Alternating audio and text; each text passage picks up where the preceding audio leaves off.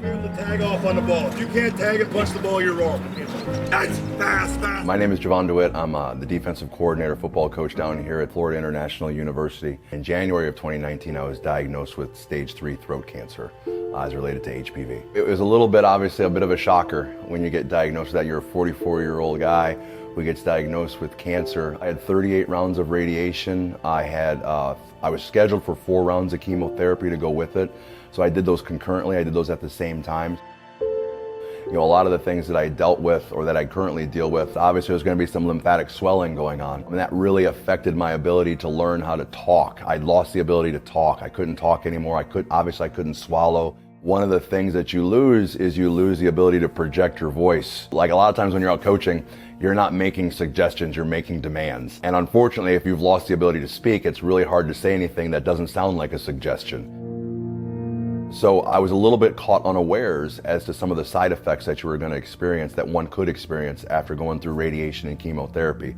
You know, I was unaware of the neuropathy. I was unaware of a lot of the scar tissue that starts to develop. So as we progressed through after about 6 months, I was still getting some lymphatic swelling going on because the scar tissue would build up, cut off the ability for the lymph fluid to drain. So it would start to swell up and my face would still look really puffy. I would get pockets of lymph fluid below my jowl.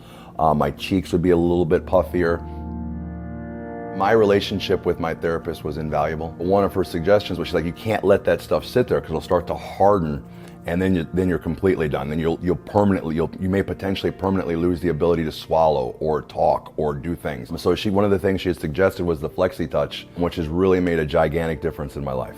First thing in the morning, I would get up, I would strap the Flexitouch up, and I would get my body inside, and the difference it made in terms of just appearance is unbelievable. What I do is I put in my headphones and my glasses, and if I'm not watching film at work, I've honestly got like a meditation that I go through with it, and I'll use a 20-minute quiet meditation period, and that is time that you're not spending, but you're investing in yourself and you're investing in your recovery. But honestly, you want to talk about a godsend for me? Unbelievable difference. For me, it really helped bring my life back to being able to get back to a sense of normalcy. There's always going to be a new normal when you're dealing with a disease like cancer, but you want to try to get it. I wanted my new normal to be as much as like the old one as I could possibly get it to be, and so I still continue to use it daily, but by using the Flexitouch and it would push the lymphatic fluid through, it allowed my body a chance to recover a little bit faster than if not. If I end up missing a treatment or two, one treatment I'm probably okay, I can catch up. If I start to miss multiple treatments, then I certainly notice a gigantic difference in terms of my ability to be able to swallow is the first thing I notice. And then I do notice I'll get a sore throat when I'm out coaching or talking a lot longer.